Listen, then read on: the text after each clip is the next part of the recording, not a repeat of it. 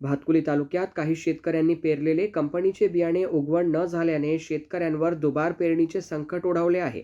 वेळेत पेरणी करूनही बियाणे उगवले नसल्याने शेतकऱ्यांमध्ये तीव्र नाराजी असून आर्थिक नुकसानही मोठ्या प्रमाणात होत आहे.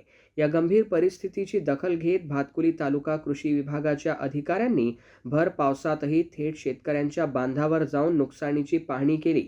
संबंधित शेतांमध्ये पंचनामे करून बियाण्यांच्या उगवण क्षमतेची तपासणी करण्यात आली. शेतकऱ्यांनी बोगस अथवा निकृष्ट दर्जाच्या बियाण्यांमुळे आपले नुकसान झाल्याचा आरोप करत नुकसान भरपाईची मागणी केली आहे. कृषी विभागाने पंचनाम्यानंतर आवश्यक अहवाल वरिष्ठांकडे सादर करून नियमानुसार पुढील कारवाई करण्यात येणार असल्याचे सांगितले.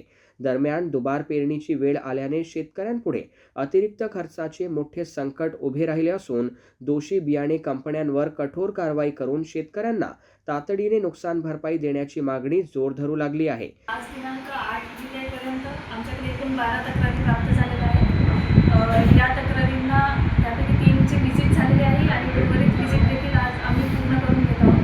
व्हिजिट झाल्यानंतर देखील पंचनामा होईल. तो पंचनामा समितीसमोर सादर केला जाईल.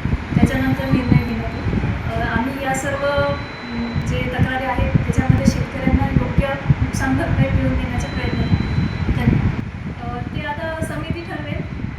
जो आपला अहवाल जाईल पाहणीचा, जे क्षेत्र पाहणीचा जो अहवाल जाईल त्याच्यानंतर समिती डिसिजन घेईल.